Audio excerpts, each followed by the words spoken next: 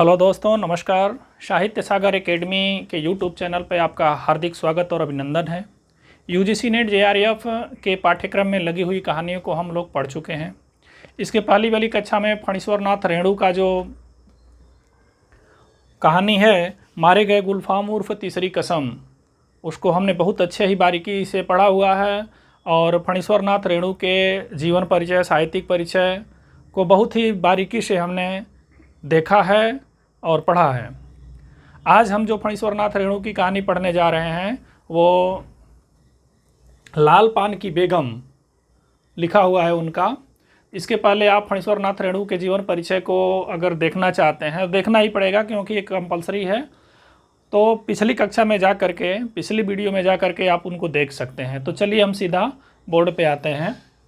ये जो लाल पान की बेगम है, ये फणीश्वर नाथ रेणु का लिखा हुआ है। ये कहानी पत्रिका, ये पत्रिका का नाम ही कहानी है, 1957 में प्रकाशित हुई थी।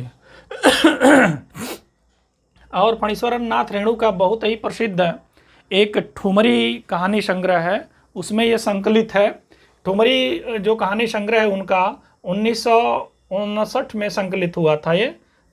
तो ये ठुमरी कहानी संग्रह में ये संकलित है। पूछा भी जा सकता है कि लाल पानी की बेगम जो है वो रेणु की किस कहानी संग्रह में संकलित है। तो आपको सीधा करके आना है ठुमरी कहानी संग्रह, बहुत ही प्रसिद्ध उनका कहानी संग्रह है। ये कहानी की जो श्रेणी है वो आंचलिक है, ये आंचलिक कहानी है मित्रों। कहानी का उद्देश्य क्या है? बिरजू की मम्मी के ऊपर सारी कहानियां बनी हुई हैं। स्त्री स्वाभिमान का चित्रण इन्होंने किया हुआ है। स्त्री के स्वाभिमान का चित्रण हुआ है, जिसका प्रतिनिधित्व जो करती है वो बिरजू की माँ करती है। गांव के लोगों में जो ईर्ष्या और द्वेष होता है छोटी छोटी सी बात को लेकर के, वो ईर्ष्या द्वेष वो बहुत बड़े पैमाने वाला नहीं होता है। छोटी छोटी बातों को लेकर के जो ईर्ष्या द्वेष होता है और फिर बाद में जो मेल मिलाप की स्थिति बन जाती है, उसको रेणु जी ने बहुत ही बारीकी तरीके से सुना, देखा है और समझा है और इस कहानियों में उतारने का उन्होंने प्रयास किया है। राग विराग का चित्रण है ये। मुख्य रूप से ये दो उद्देश्य हैं कहानी के। कहानी में जो चित्रित स्थान है, पूछ लेता है कभी कभी शिमरा का सरकारी कूप किस कहानी में चित्रित है, तो आपको करके आना है लाल पानी की बेगम फणीश्वर नाथ रेणु। कहानी में चित्रित स्थान क्या है? शिमरा का सरकारी कूप, गुलाब बाग का मेला, मोहनपुर का होटल बंगला। और उसमें कौन कौन से टोले, टोले यानी एक गांव होता है, उसमें छोटे छोटे पूर्वे होते हैं। तो कुरमा टोली जाति के आधार पर बना हुआ है, मलदैया टोली, कोयरी टोला और बबुआन टोला। इसमें कितने टोले हैं? एक दो तीन, 4 टोले हैं जो चित्रित हुए हैं लाल पानी की बेगम में। इसके जो प्रमुख पात्रों को देखा जाए तो इसमें बिरजू की माँ जो है वो प्रमुख पात्र हैं। बिरजू के पप्पा जो उनको वचन दिए होते हैं कि हम आपको मेला दिखाने ले चलेंगे, मोहनपुर का वहाँ का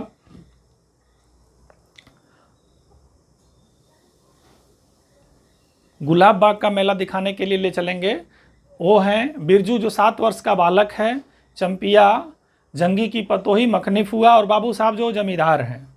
ये इसके प्रमुख पात्र हैं। ये आपको ध्यान देना पड़ेगा, पात्रों से बहुत सारे प्रश्न बनने लगे हैं आजकल।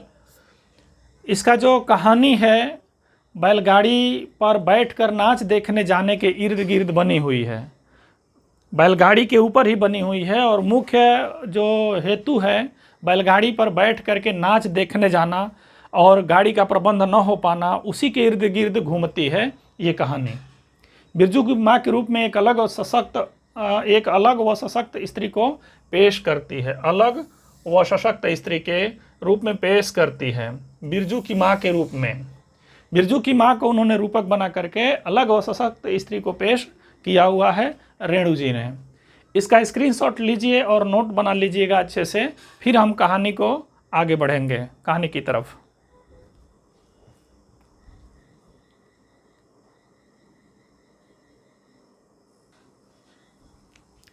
स्क्रीनशॉट आपने ले लिया होगा। अब हम इस कहानी में जो प्रमुख पंक्तियां हैं उसको हम लोग देखने का प्रयास करेंगे। तो आप एक हेडिंग डाल सकते हैं, लाल पान की बेगम प्रमुख पंक्तियां, प्रमुख पंक्तियां। जो पहला है,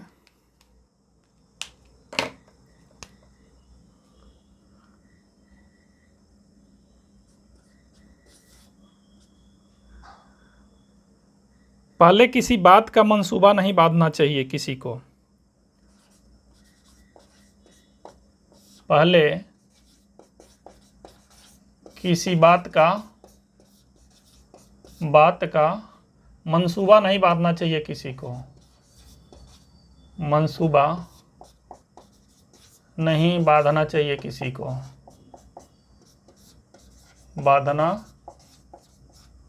चाहिए किसी को। लिखते जाइए तो बेहतर रहेगा, आपको याद होगा। किसी को। भगवान ने मंसूबा तोड़ दिया, उसको सबसे पहले भगवान से पूछना है। भगवान ने मंसूबा तोड़ दिया,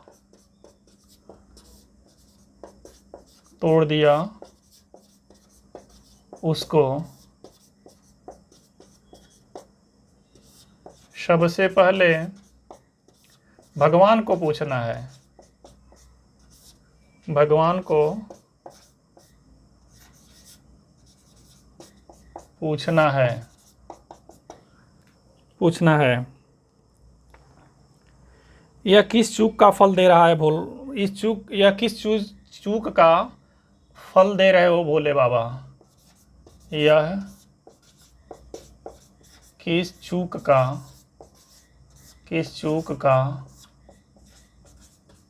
फल दे रहे हो भोले बाबा? दे रहे हो भोले बाबा।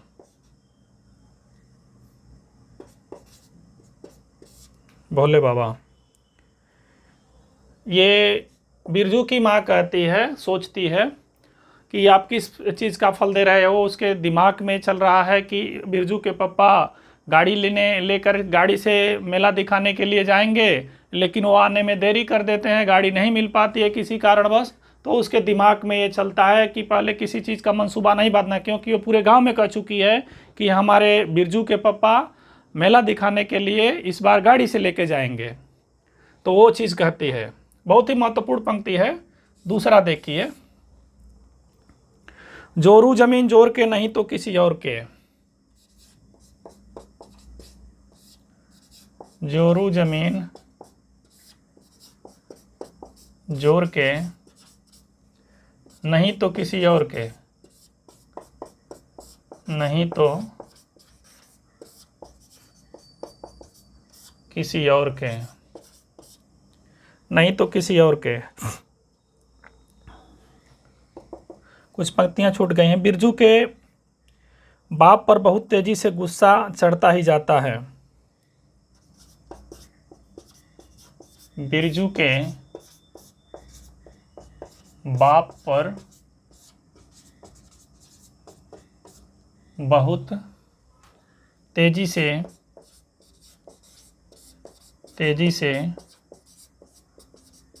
गुस्सा चढ़ता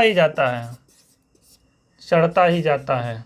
मेला देखने में देरी हो रही है, गाड़ी मिल रही है कि नहीं मिले, गुस्सा तो चढ़ेगा ही बेचारी को, चढ़ता ही जाता है। बिरजू की माँ का भाग ही खराब है।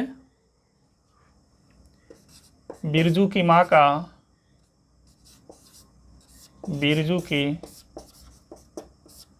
का भाग यानी भाग्य, भाग ही खराब है। बिरजू की माँ का भाग्य ही खराब है। जो ऐसा गोबर गणेश घर वाला उसे मिला, जो ऐसा गोबर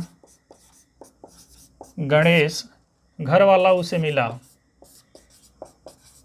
घरवाला उसे मिला, घरवाला उसे मिला। कौन सा शौक मौज दिया है उसके मर्द ने, कौन सा शौक दिया है उसके मर्द ने, उसके मर्द ने।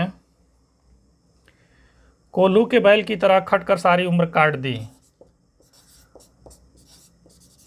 कोल्हू के बैल की तरह खटकर यानी काम करके, हार्ड वर्क करके, कठिन परिश्रम करके, खटकर उन्होंने सारी उम्र काट दी, सारी उम्र काट दी, सारी उम्र काट दी। इसके यहाँ कभी 1 पैसे की जलेबी भी ला कर दी है उस, काट दी इसके यहाँ, इसके यहाँ, इसके यहाँ कभी 1 पैसे की जलेबी भी ला कर दी है, कभी 1 पैसे की जलेबी भी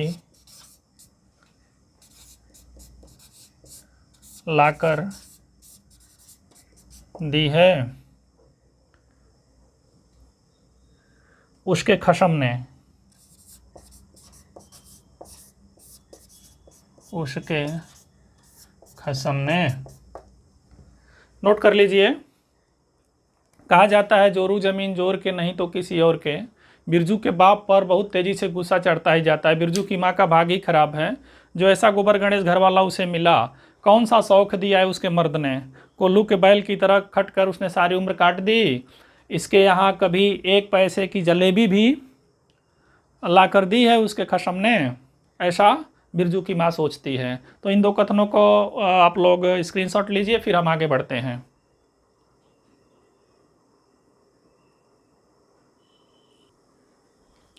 तीसरा कथन जो है, बिरजू की माँ उठकर ओसारे पर आई। महत्वपूर्ण कथन है ये। बिरजू की माँ उठकर ओसारे यानी बरामदा, ओसारे पर आई, ओसारे पर आई, ओसारे पर आई। 1:30 पहर रात को गाड़ी लाने की क्या जरूरत थी, 1:30 पहर रात को गाड़ी लाने की क्या ज़रूरत थी। ये बिरजू के पापा से बोल रही है, लाने की क्या ज़रूरत थी, क्या ज़रूरत थी, क्या ज़रूरत थी।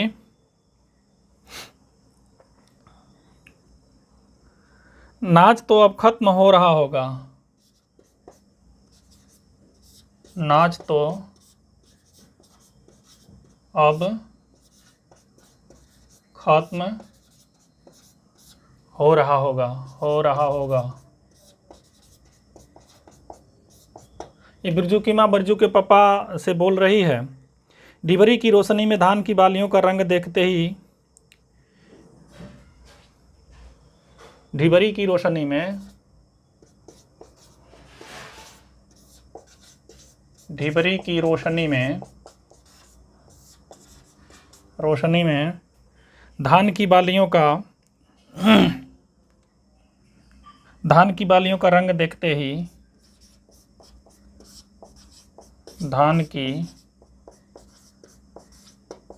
बालियों का रंग देखते ही रंग देखते ही बिरजू की माँ का सब मैल दूर हो गया। बिरजू की माँ के मन का सब मैल दूर हो गया।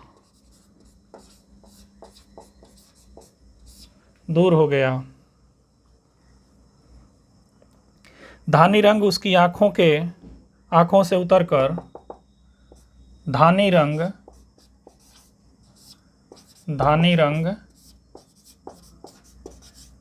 उसकी आंखों से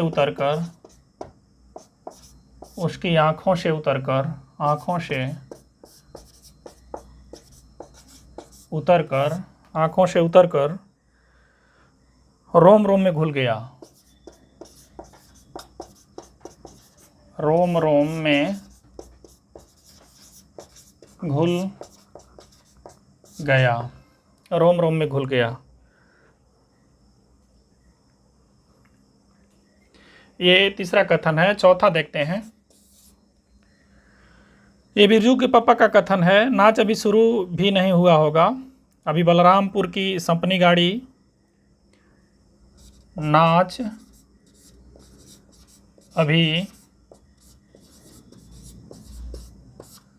शुरू भी नहीं हुआ होगा।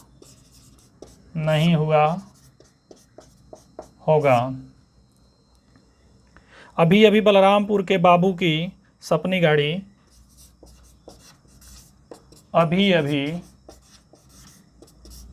बलरामपुर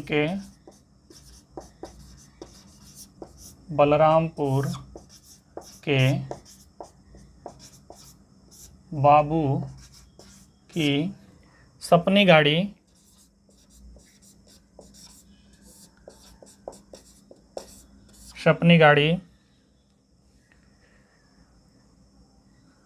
मोहनपुर होटल बंगला से हाकिम साहब को लाने गई है। मोहनपुर के होटल बंगला से हाकिम साहब को लाने गई है। हाकिम साहब को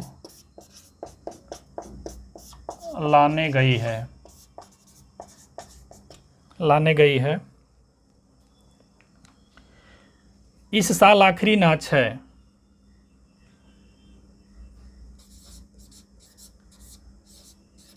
इस साल आखिरी नाच है। पंचशीश टट्टी में खोस दें अपने खेत का है। पंचशीश टट्टी में खोस दे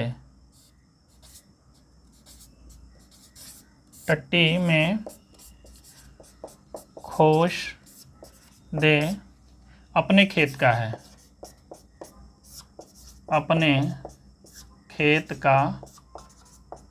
है।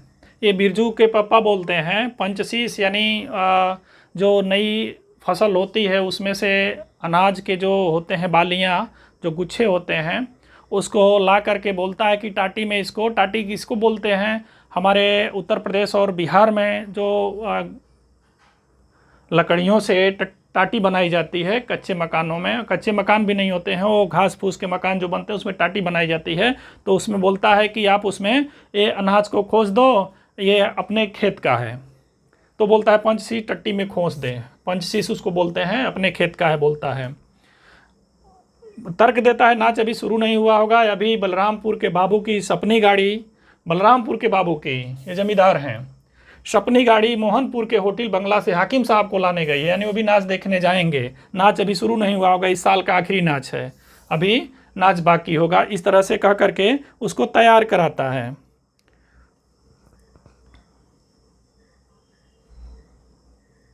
चलिए इसको स्क्रीनशॉट लीजिए, फिर हम आगे 2 कथन और हैं उसको हम कब पढ़ लेंगे तो ये पूरा होगा। ये 5वां कथन जो है, 5वां कथन है,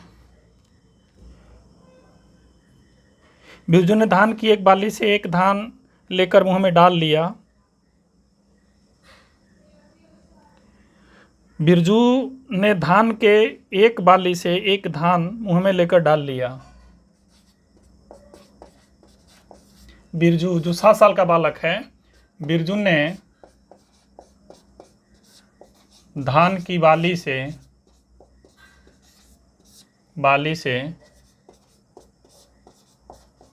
एक धान लेकर मुंह में डाल लिया। बच्चा है, मुंह में डाल लिया, मुंह में डाल लिया।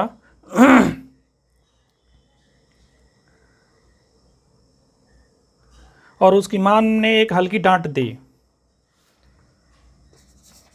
और उसकी मां ने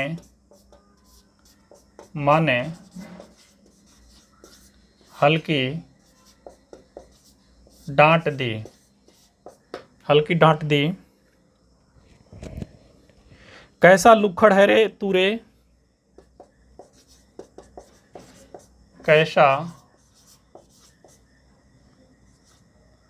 लुक्खड़ है तू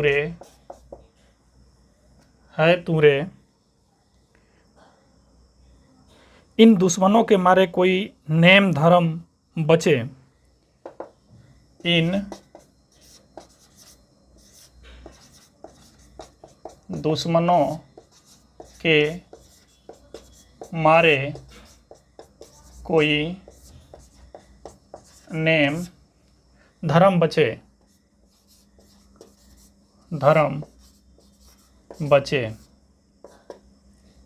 ये गांव में जो वो लाया था धान की बाली, जिसको टाटी में खोसने के लिए बोला था उसने, तो ऐसी मान्यता है कि उसको मुंह में डालने से वो शुभ नहीं माना जाता है, उसको ऐसे ही रहने देना पड़ता है। तो लेकर के बच्चा मुंह में डाल दिया, तो उसको हल्की सी डांट लगाई और बोली कि इन दुश्मनों के मारे कोई नेम धर्म बचे, यानी नहीं बचेगा।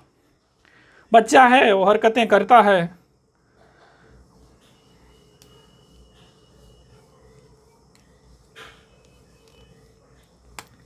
जो छठा कथन जो है, ये शीर्षक इसमें क्लियर हो जाता है। बिरजू की माँ बेगम है।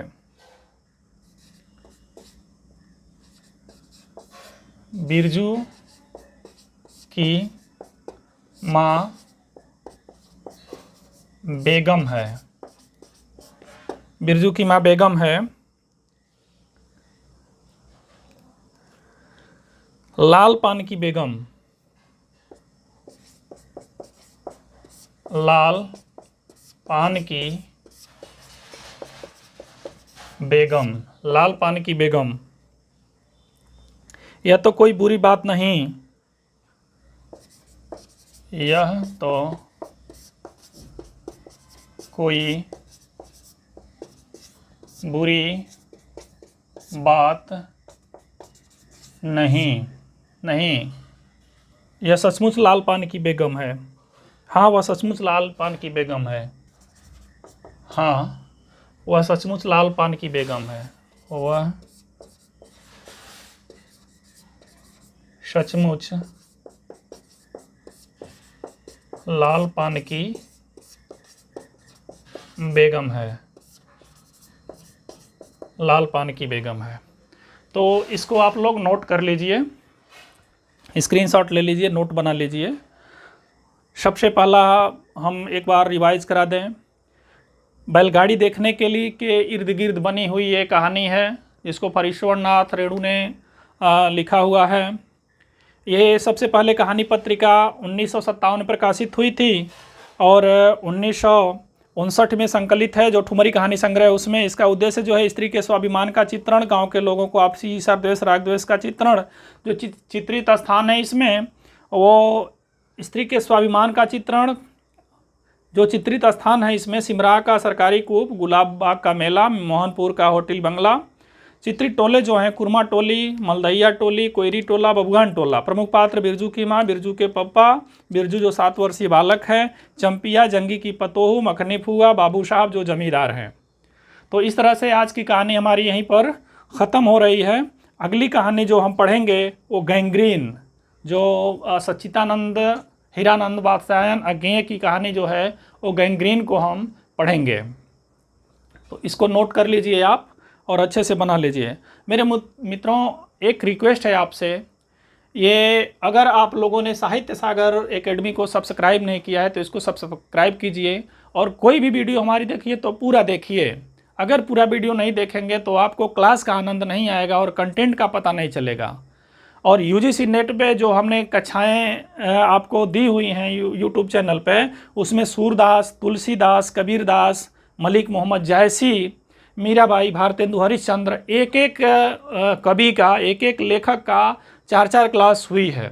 आप उनको पढ़ेंगे जा कर के और उससे नोट बनाएंगे तो आशा ही नहीं, मुझे पूरा विश्वास है कि उससे बाहर, अगर आपने तुलसीदास को पढ़ लिया तो उससे बाहर कुछ जाने वाला नहीं है। कबीरदास को पढ़ लिया तो कबीरदास पे अगर प्रश्न आएगा, उनकी रचनाओं को भी हमने उसमें सम्मिलित किया हुआ है और उनको व्याख्या भी करी हुई है वहाँ पे, तो आपको अच्छे से वो मिलेगा।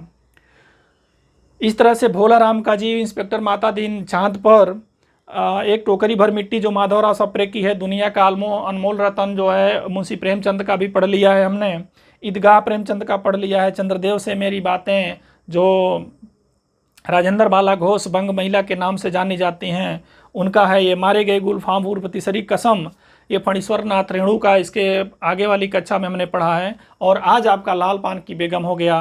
कल की जो क्लास रहेगी वो गैंग्रीन हम पढ़ेंगे जो अज्ञेय की है।